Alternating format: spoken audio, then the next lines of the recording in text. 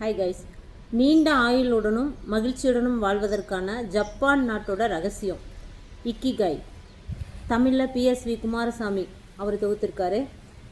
இது வந்து hectare Garcia and ஃப்ரான்சிஸ்க் மிராயஸ் இவங்க 2 பேர் சேர்ந்து எழுதியிருக்காங்க. இவங்க 2 பேர் எப்படின்னா காமன் ஃப்ரெண்ட் ஒருத்தர் மூலிமா அறிமுகமாகறாங்க. 2 பேருமே ரைட்டர்ஸ் தான். ஸோ இவர் எழுதின புக்கை பற்றி அவர்கிட்டையும், அவர் எழுதின புக்கை பற்றி இவர்கிட்டையும் ரொம்ப பெருமையாக பேசி ஒரு ஸ்டேஜில் அந்த ஃப்ரெண்ட்ஷிப் டெவலப் ஆகி ஏன் நம்ம 2 பேர் சேர்ந்து ஒரு புக்கு எழுதக்கூடாது அப்படின்னு சொல்லி டெவலப் பண்ண புக்கு தான் இந்த இக்கிகாய். ஃபஸ்ட்டு பேஜ்லேயே போட்டிருக்காருங்க, இந்நூல் என் பொக்கிஷம் அப்படின்னு போட்டிருக்காரு. நான் ஒவ்வொரு புக்கு ரிவ்யூலையும் சொல்லுவேன் இது பொக்கிஷமான புக்குன்னு.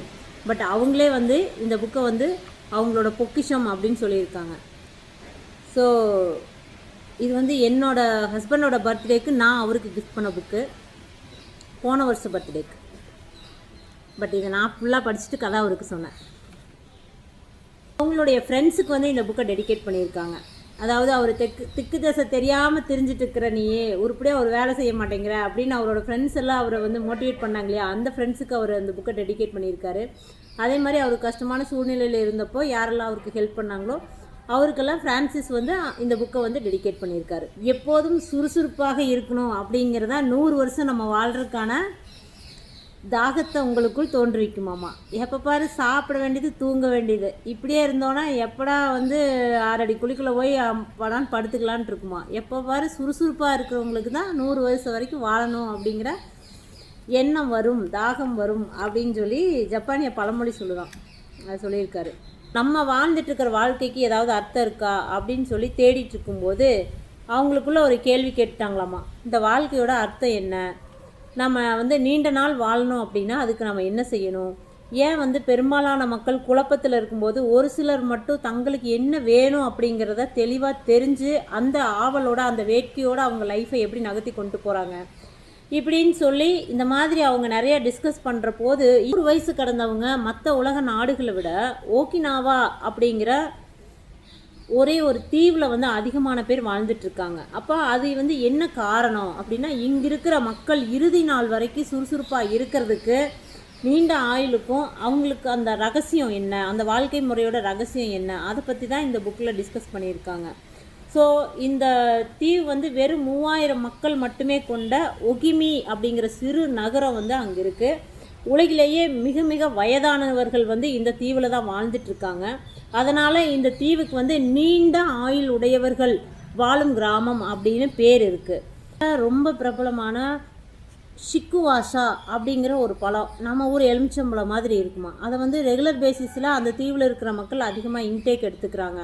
ஒருவேளை அதுதான் காரணமாக இருக்குமா வயசு வரைக்கும் இவங்க வாழ்கிறதுக்கு அப்படின்னு ஃபஸ்ட்டு யோசிச்சாங்களாமா. அதுக்கப்புறம் ஒகிமி மக்களோட நீண்ட ஆயுளுக்கு அது காரணமாக இல்லைன்னா அவர்களிருந்து முருங்கை தேநீர், நம்ம ஊரில் முருங்கை மரத்துலேருந்து இப்போ நிறைய வந்து மதிப்பு கூட்டல் பண்ணுறாங்க இல்லையா, அந்த மாதிரி முருங்கையில் வந்து தேநீர் குடிக்கிற பழக்கம் இருக்காமா. ஒருவேளை அது காரணமாக இருக்குமா அப்படின்னு சொல்லி ஜப்பானியருடைய வாழ்க்கை முறை என்ன, 100 வயசு தாண்டி அவங்க வாழ்கிறதுக்கு உண்டான காரணம் என்ன அப்படிங்கிறத இவங்க வந்து அனலைஸ் பண்ணலாம், ஆராய்ச்சி பண்ணலாம் அப்படின்னு அந்த தீவுக்கு ஒகிமி அப்படிங்கிற தீவுக்கு போகிறாங்க. அவங்களோட புகைப்பட கலைஞர் எல்லாத்தையும் கூட்டிகிட்டு ஒரு குரூப் ஆஃப் பீப்புளோடு அவங்க போகிறாங்க. புனகையா அப்படிங்கிற காட்டு ஆவிகளை கும்பிடுகிற மக்கள் அங்கே வாழ்ந்துட்டுருக்குறாங்க. அந்த தீவுக்கு போன உடனே அந்த பசுமையாக இருக்கிற அந்த மலைகள், பளிங்கு மாதிரி இருக்கிற நீரோடைகள், சிற்றோடைகள், இதையெல்லாம் பார்த்துட்டு அந்த மக்கள் எல்லாருமே ரொம்ப சிரிச்சுட்டு சந்தோஷமாக எப்போவுமே நகைச்சுவையாக பேசிகிட்டு இருந்ததையும் இவங்க பார்க்குறாங்க.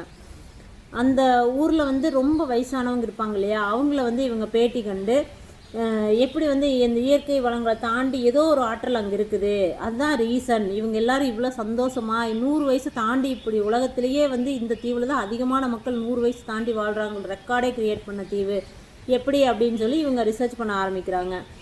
அப்போவும் அங்கே இக்கிகாய் தான் வந்து தலையெடுக்குது. ஃபஸ்ட்டு யாராச்சும் பார்த்தா கூட அவங்க உங்களோட சகோதரனாக இருந்தால் எப்படி நம்ம ட்ரீட் பண்ணுவோமோ அந்த பாலிசியில் தான் அந்த தீவில் இருக்கிற மக்கள் போகிற மனுஷங்க எல்லாத்தையுமே ட்ரீட் பண்ணுறாங்க அப்படிங்கிறது இவங்க புரிஞ்சுக்கிட்டாங்களாமா.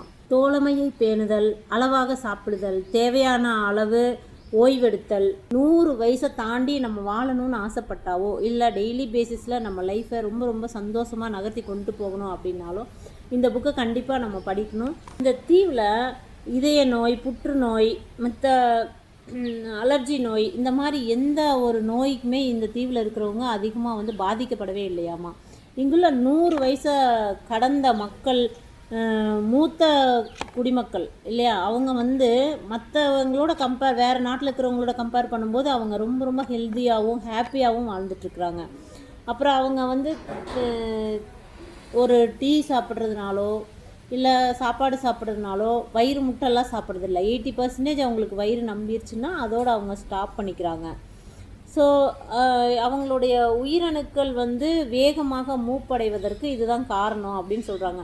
இங்குள்ள பெண்கள் வந்து மாதவிடாய் நிறுத்தத்தின் போது ரொம்ப வந்து மனதளவில் உடலளவில் வந்து ரொம்ப கஷ்டப்படுறதில்லை அப்படின்னு சொல்லி ரிசர்ச் பண்ணி கண்டுபிடிச்சிருக்காங்க. ஸோ இந்த முதுமை ஆயிடுச்சுனாலே மறதி நோயெல்லாம் வரும் இல்லையா, அந்த மாதிரி ஞாபக மறதி நோய் இது எல்லாமே உலக மக்களோட கம்பேர் பண்ணும்போது இந்த தீவில் வாழ்கிறவங்களுக்கு வந்து ரொம்ப ரொம்ப கம்மியாக இருக்குது அப்படின்னு ரிசர்ச்சில் கண்டுபிடிச்சிருக்காங்க. உப்புசப்பு இல்லாத விஷயமா இருக்கும். அதுக்கு போய் மனசை வந்து ரொம்ப அழுத்தத்தில் கொண்டு போயிட்டு அதைவே திரும்ப திரும்ப யோசித்து அந்த மனசை வந்து வேறு டைவர்ஷன் கொண்டு போகணும். அந்த இடத்துல இருக்க பிடிக்கலையா வண்டி எடுத்துகிட்டு கிளம்பிடுங்க. வண்டி ஓட்ட தெரியாதா, இப்போ தான் எல்லாமே ஃப்ரீ பஸ் இருக்குதே லேடிஸ்க்குன்னு, ஏறி அவங்க வாட்டில் ஏறி உட்காந்தா கொண்டு போய் விடுறாங்க. ஜென்ஸாக இருந்தால் என்ன, தாராளமாக வாக்கிங் போகலாம், பஸ்ஸில் போகலாம், எதில் வேணால் போகலாம், பிரச்சனையே கிடையாது. மனசு வந்து கஷ்டமாக இருக்குதுன்னு அதுக்குள்ளேயே மனசு போட்டு அழுத்திட்டு இருந்துகிட்டே இருந்தோம்னா அதுவும் நம்மளோட ஆயிலை வந்து குறைக்குது அப்படின்னு இந்த இக்கிகாயில் வந்து நம்மளுக்கு சொல்லியிருக்காங்க. அழுத்தத்தை எவ்வளவு சீக்கிரமாக குறைச்சி நம்மளோட மனசை வந்து ஸ்டேபிளாக அமைதியாக கொண்டு வரமோ அப்போ தான் வந்து நம்மளுடைய கோல்ஸையும் ரீச் பண்ண முடியும். அதே சமயம் சந்தோஷமான ஒரு சுறுசுறுப்பான நிம்மதியான ஒரு வாழ்க்கையும் நம்ம லீட் பண்ணி கொண்டு போக முடியும். வந்து டெய்லி பேசிஸில் உடற்பயிற்சியெல்லாம் செய்கிறது இதெல்லாமே சொல்லியிருக்கிறாங்க. இதில் சிலதெல்லாம் பார்த்திங்கன்னா நம்ம இந்தியாவில் செய்கிற இந்த சூரிய நமஸ்காரம் இந்த மாதிரியான யோக முறைகளும் இதில் சொல்லியிருப்பாங்க. மேக்ஸிமம் எல்லா ஃபாரின் ஆத்தர்ஸுமே பார்த்திங்கன்னா அவங்க ரிசர்ச் பண்ணுறதுக்கு ஃபஸ்ட்டு கையில் எடுக்கிற புக்கே இந்தியாவிலேருந்து வர்ற யோகா புக்கு, அதே மாதிரி பர்சனல் பயோகிராஃபிஸ் இருக்கு இல்லையா, சத்திய சோதனை மாதிரி இந்த பயோகிராஃபிஸ்லேருந்து இந்த மாதிரி இதெல்லாம் பாருங்கள். இந்தியாவில் வந்து நம்மளோட இதெல்லாமே வந்து பார்த்திங்கன்னா நம்மளோட யோக முறைகள் வந்து எப்படி வந்து அவங்க பண்ணிகிட்ருக்குறாங்க அப்படின்னு. கம்ப்ளீட் எக்ஸசைஸ் பாருங்கள், இதில் வரும் கம்ப்ளீட் எக்ஸசைஸ் வந்து கொடுத்துருப்பாங்க. நம்மளோட சூரிய நமஸ்காரத்தை பற்றியும் இதில் பேசியிருக்காங்க. இக்கிகாய் அப்படிங்கிற புக்கு என்னென்னா நம்ம சுறுசுறுப்பாக வாழ்ந்துட்டுருக்கிறது தான் வந்து நம்ம நீண்ட ஆயுளுக்கான ஒரு வழி அப்படிங்கிறத சிம்பிளாக சொல்லியிருப்பாங்க. பட் அதுக்கு என்னெல்லாம் டெய்லி பேசிஸில் பண்ணணும், எக்ஸசைஸ் ஆகட்டும், சாப்பிட்ற உணவு பழக்க வழக்கங்களாகட்டும், நம்மளோட மன அழுத்தம் இல்லாமல் வாழ்கிறதாகட்டும், நம்மளுடைய நினைவுகள் எண்ணங்கள் இதையெல்லாம் எந்த மாதிரி நம்ம வச்சுக்கணும் அப்படிங்கிற ஒரு வழிமுறைகள், இந்த மாதிரி நிறையா விஷயங்கள் வந்து இந்த ஒரு குட்டி புக்லேயே வந்து ஷார்ட் அண்ட் ஸ்வீட்டாக நிறையா சொல்லியிருப்பாங்க. 2 ஆத்தர் சேர்ந்து அவங்க 2 பேர் ஃப்ரெண்ட்ஸ் ஆனதுக்கப்புறமா எழுதின ஒரு புத்தகம் இது. வந்து இதுக்கப்புறமா இன்னொரு புக் எழுதியிருக்காங்க.